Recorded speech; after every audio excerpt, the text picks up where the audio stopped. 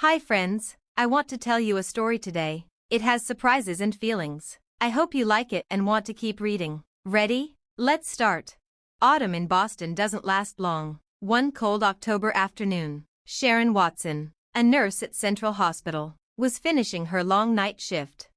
After checking her patients one last time and telling the next nurse about them, she went to the locker room. Another hard day, Sharon, said Jennifer, a senior nurse. Any plans for the weekend? Will you spend time with family? Sharon smiled and shook her head. No, my mom and sister are going shopping in New York tomorrow. I'll be home doing a lot of laundry. You always do all the housework, Jennifer said kindly. Don't you ever rest or do something for yourself? It's okay, I'm used to it, Sharon said. She didn't say it, but taking care of her family was normal for her. At home, everyone expected Sharon to do most of the chores. Sharon left the hospital and went back to her small apartment. It was simple but clean. On the fridge, many postcards from her dad were stuck with magnets, places like London, Paris, and Rome. They showed where he had traveled for work.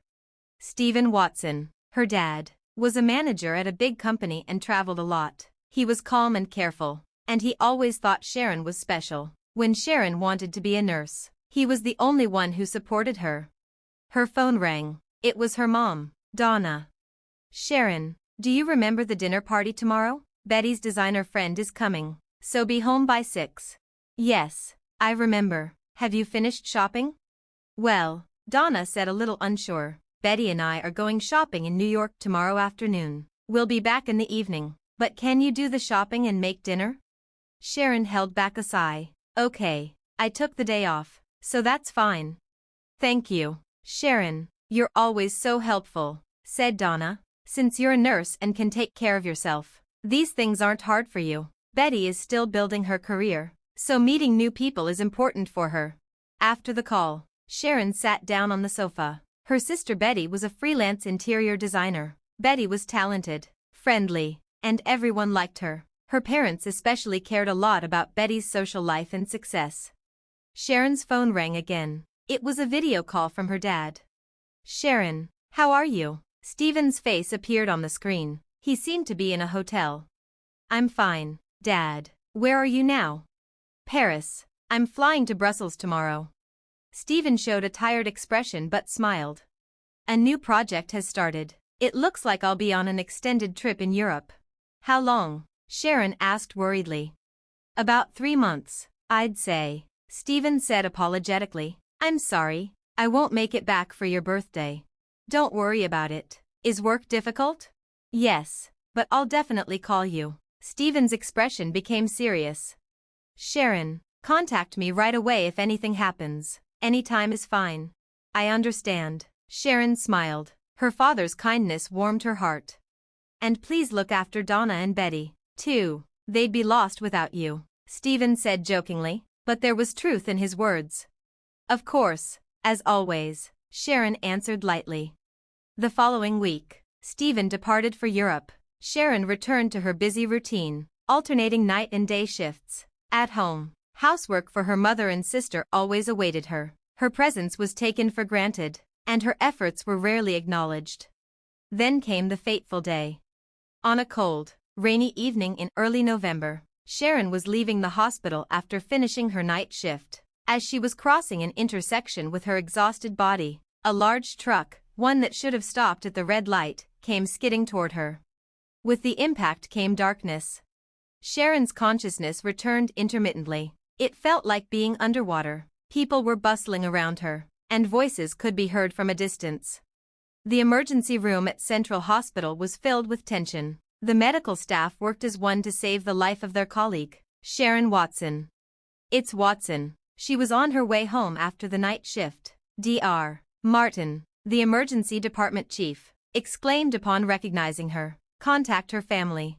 From Sharon's personal file, her mother Donna's phone number was found as the emergency contact. A young nurse dialed the number with trembling hands.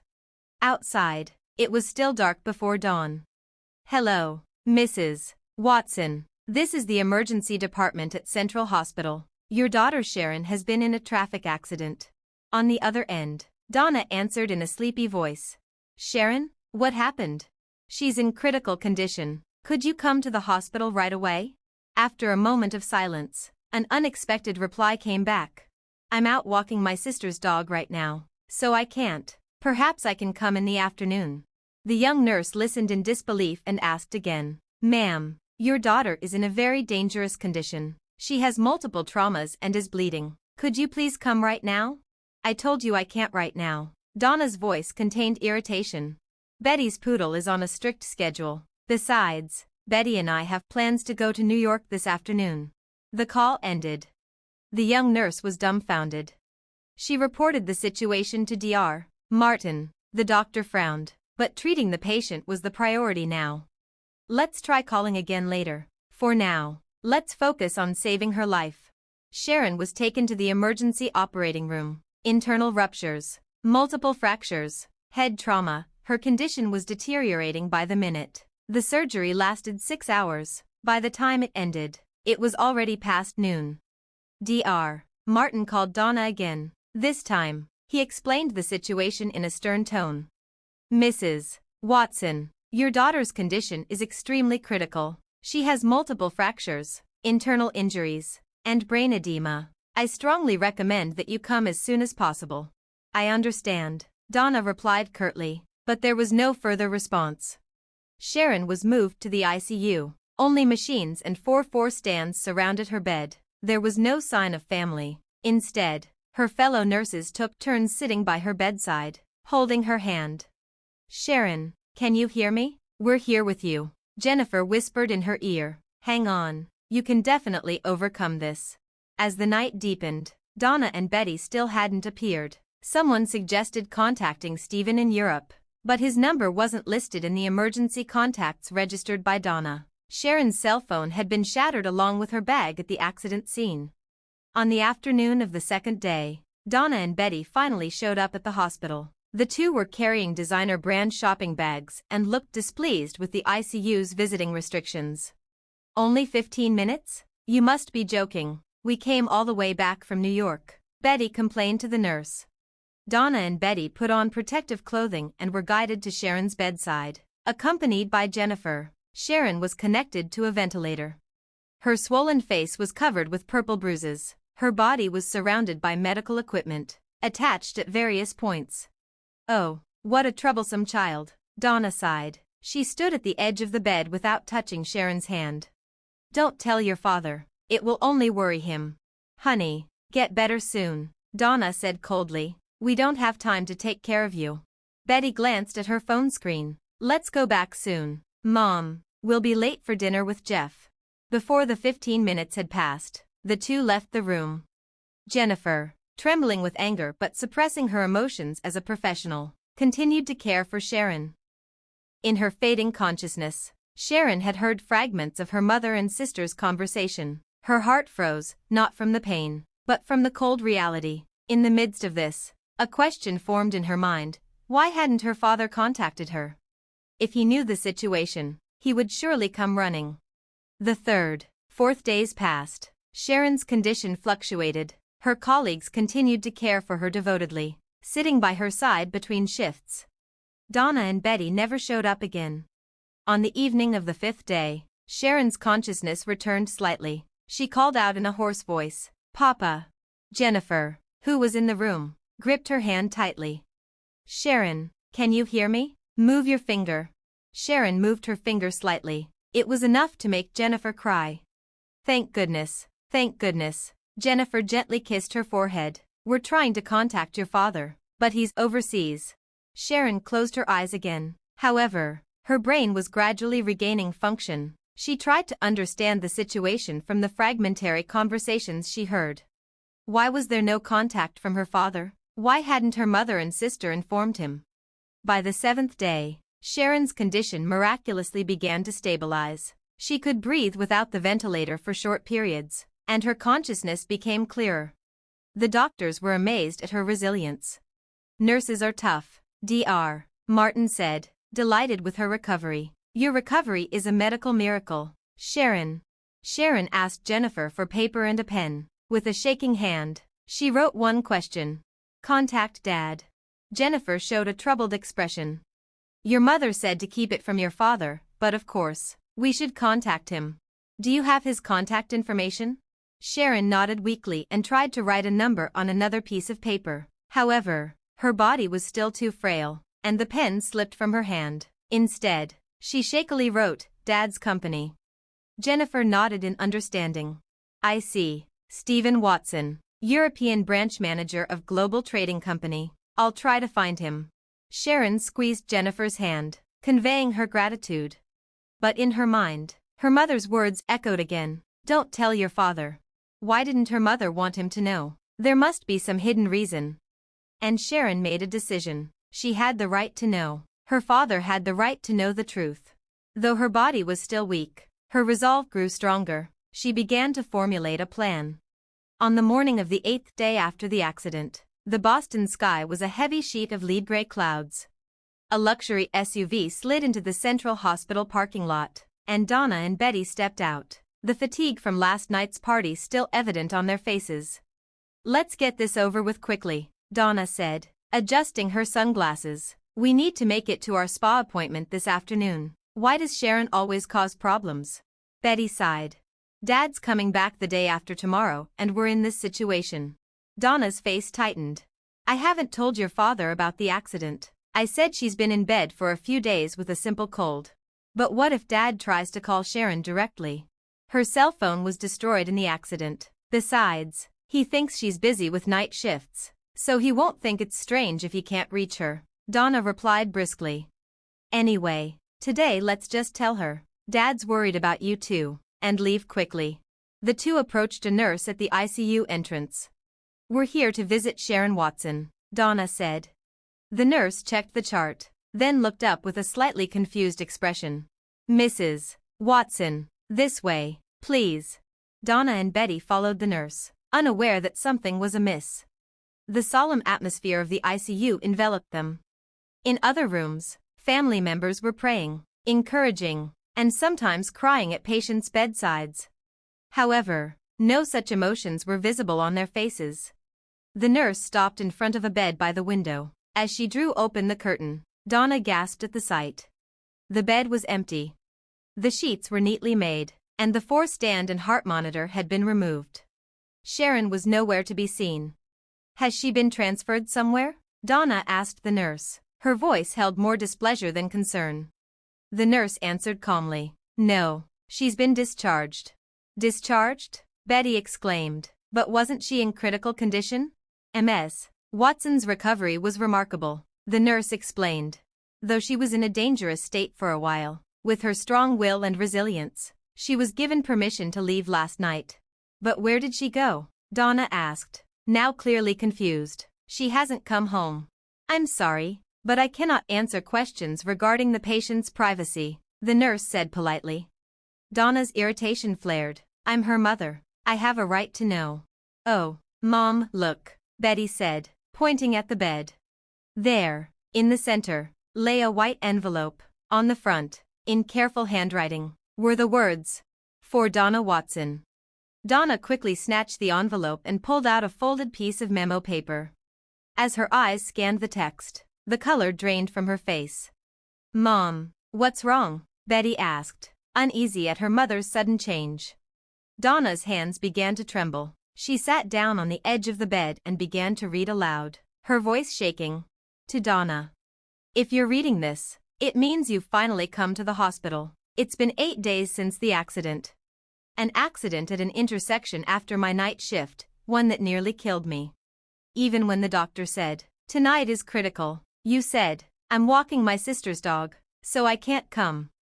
Donna's voice cracked. Betty sat beside her, reading over her shoulder. Even while I was unconscious, you only came to visit once, and during that one visit, you said, don't tell your father. Why didn't you tell Dad? Betty looked at her mother, stunned. Mom, this is... Donna continued reading, biting her lip. I wondered why Dad wasn't contacting me. He would surely be worried. Then I realized the truth. You hadn't told him. Donna's face turned pale. Her hands shook even more violently. But that was just the tip of the iceberg. As I began to regain consciousness, I asked Jennifer to contact Dad's company. Then a surprising fact came to light. Dad wasn't in Europe, but in Asia. What he told you was a 3-week business trip, not 3 months. Betty gasped. Mom, what does this mean? Donna's face contorted with fear, and she stopped reading. Read the rest, Betty insisted, pulling the letter gently from her mother's hands. She continued. So, I investigated further. Your story about Dad's 3-month business trip was a lie. Why would you tell such a lie? I found the answer. Having lost my cell phone, I thought to use the house phone. I quietly returned home last night. And then I heard your voice from the living room, your voice, talking to a man. Donna covered her face and began to sob. Stephen won't be back for 3 weeks. Don't worry, you were saying. When I slightly opened the living room door, I witnessed everything. You, together with Stephen, your lover. Betty moved away from her mother, taking the memo in a stunned manner. And then the most shocking conversation followed. We must keep it a secret that Betty is not his daughter. DNA doesn't lie, you said. The paper slipped from Betty's hands. She stared at her mother with an incredulous expression. Mom, is this true? Donna tried to take her daughter's hand while crying, but Betty pulled away. My father, isn't Dad? Betty's voice trembled. Donna couldn't answer. She picked up the memo and read to the end. I gathered all the evidence, recordings of your conversations, copies of emails between you and Joseph, and Betty's DNA test results. I sent all of these to Dad by international mail this morning. He has the right to know the truth. Goodbye, Donna. From your daughter, Sharon. The moment she finished reading the memo, Donna's cell phone rang. The screen displayed the name, Stephen. Donna tried to answer with trembling hands, but the ringing stopped immediately. It was already too late. Sharon had revealed the entire truth. What should I do? Donna collapsed onto the bed. Stephen knows everything. Betty stood by the window, away from her mother. Her world had completely crumbled over these 8 days. In a suite on the 34th floor of the Grand Hyatt Hotel in Hong Kong, Stephen Watson stood by the window, gazing at the vibrant night cityscape. The restructuring of the Asian branch was going more smoothly than expected, and he was likely to finish ahead of the initial 3-week schedule. He planned to return to Boston on tomorrow afternoon's flight. A knock was heard at the door, and Stephen turned around. Come in. The hotel concierge entered. Mr. Watson, a package has arrived for you. It's international mail. Thank you. Stephen received the brown envelope. After the concierge left, he examined it. It had a Boston postmark. The sender was Sharon. He smiled at the unexpected mail from his daughter, a thoughtful gesture, he assumed, typical of Sharon. However, when he opened the envelope, its contents far exceeded his imagination. A USB memory stick, several photos, and a letter from Sharon. He first unfolded the letter. To my dear Dad. As you read this letter, you will surely receive a great shock. But you have the right to know the truth. Last week, I was in a traffic accident. I was seriously injured in a collision with a large truck, and was hovering between life and death for a time. The color drained from Stephen's face. He sat down in a chair. Mother did not inform you of my accident, and apparently told you. Sharon is in bed with a cold. Even when the doctor said, tonight is critical, Mother would not come to the hospital. Stephen's hands began to shake. The content was unbelievable.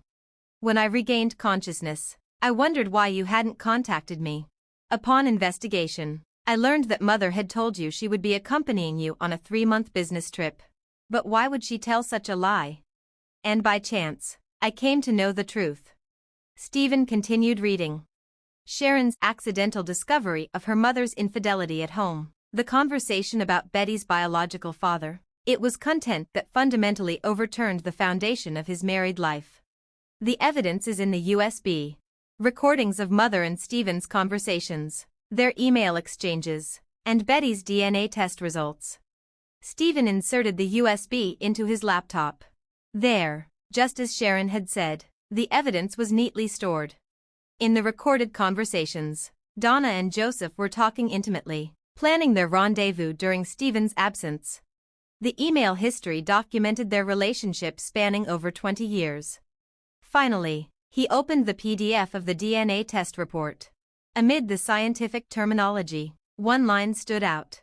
0% probability of paternity. Stephen returned to the window and gazed at the night view. However, what his eyes saw was not the brilliance of Hong Kong, but the sight of 28 years of married life crumbling away. Sharon, he murmured, his daughter's name. The name of his only real daughter. Boston Logan International Airport. Stephen emerged from the terminal with a tired expression. The 20-hour flight had exhausted not only his physical strength, but also his mental fortitude. However, what dominated his heart was not fatigue, but anger and determination. Hailing a taxi, he first headed to Central Hospital.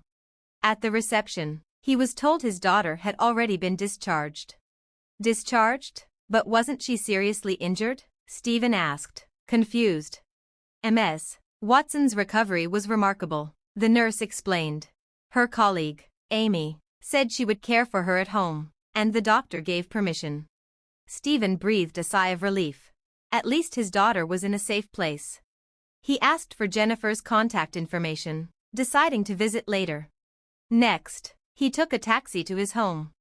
As the car entered the quiet street of the upscale residential area, he felt his heart rate increase. The house he had lived in for over 20 years now felt like an unfamiliar place.